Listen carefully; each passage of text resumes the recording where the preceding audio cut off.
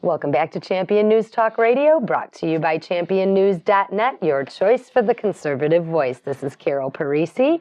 Today, our founder, Jack Roeser, and myself have Tom Weber with us. And Tom, let's hear what you have to say. Let our listeners hear your plan of action for better government for Lake County. Well, I think we have to really delve into every different aspect of all budgets at every level of. This is going to get boring. Well, unfortunately, it's one of those things that you have to do. People have asked me to pinpoint one particular thing. I think one thing is government doesn't need to compete with business at any level. And we've got multiple golf courses and competing with golf courses, and golf courses all across the country are going bankrupt. But yet, Lake County Board is trying to decide whether to build a new golf course at Fort Sheridan or not. The government should never go into a service for people that can be provided privately. That's right. If we don't want to do it, at least lease it out and let another private company do it, lease the property. But I do not want government at any levels competing with the public. No. Who's got money to play golf besides the president, who does a great deal of his fair share of golfing? I mean, golfing is an expensive venture, right. And now they want to do at Fort Sheridan, they want to open a golf course? Right. It was kind of a bad decision from the start. I don't know 100% of the details, but absolutely there's no way we should be building a golf course in this economy. Or ever, as far as I'm concerned, as a county. Is it a shovel-ready job? Is that what they're considering? I'm just asking. Maybe they should build a racetrack. There's a lot more people that like race cars. So you get into the thing is that they're eliminating the public choice. Yes. It's the choice of some narrow group that are in power to do a thing like this and then give us the bill. Yep, on taxpayer dollars. What's true in education, why would we think anything should be run by the government when we got such a horrible example of incompetency about cost and the lousy education our kids are getting? Think about it if you're a parent. Do you really want your daughter to marry the untrained wimp that's coming out of our crazy school system? She's not going to do well in life with the average doofus that comes out with a high school education. Right. You know what the solution is? Send your daughter to private school and then have your daughter then you can be the businesswoman. Then you can pay for it twice. You can pay the unreasonable taxes, which the majority of your tax bill is education, and then you can pay for the rest. But what's really wrong in all of it, and Obama with his crazy plans for your medical care, do you really want a bureaucrat deciding how much you can get?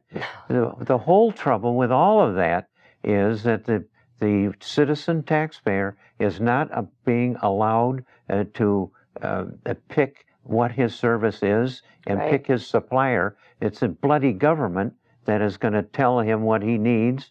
They're telling the kids what they ought to eat for lunch at school now. And what the hell is the matter with those people? And I have an issue with that as a contractor because I've contracted multiple jobs with the government in different areas, different agencies and stuff.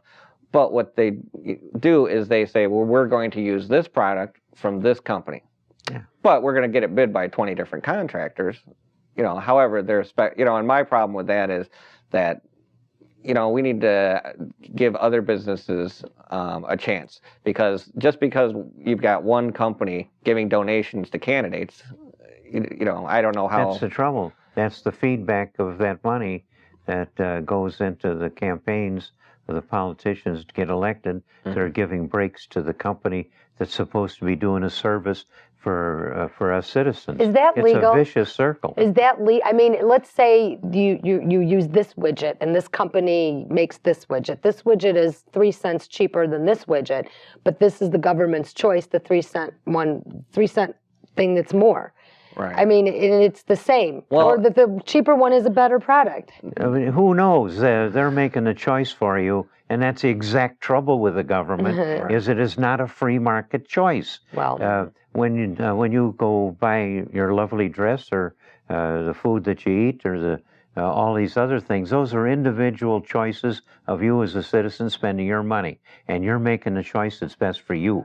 And that is the best way that everything should run. We shouldn't have a stinking bureaucrat making any decisions about services. It's enough that they have to run the courts in the Army. They shouldn't be picking out golf courses for us. Well, you know, it's a problem. The government wants to offer services, you know, to people, and you know, to help more out. Jobs for more government jobs. people. Right, that's right. More They jobs never for government people. never diminish. Now we have our health department does a lot of water testing and stuff like that. That used to be done by companies for the lakes. They used to come out and do, you know, the aquatic testing and water management.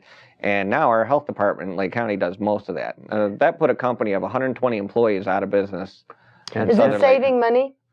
That's the unhealthy department It might for save business. in the short term, but what a lot of people don't understand, that business owners understand, is the long-term cost of benefits. You know, when you have 100,000, you know, 100 or 1,000 retirees collecting health care and retirement, that's when you start feeling the pain. And then it becomes a pension. The trouble with you people is you don't understand the rules that apply to government committees. And I will explain the rules to you very shortly. And the first rule of any government committee that's been given a task to do, their first loyalty and the first thing they're going to do is preserve the problem. Because if the problem disappears, they're out of work.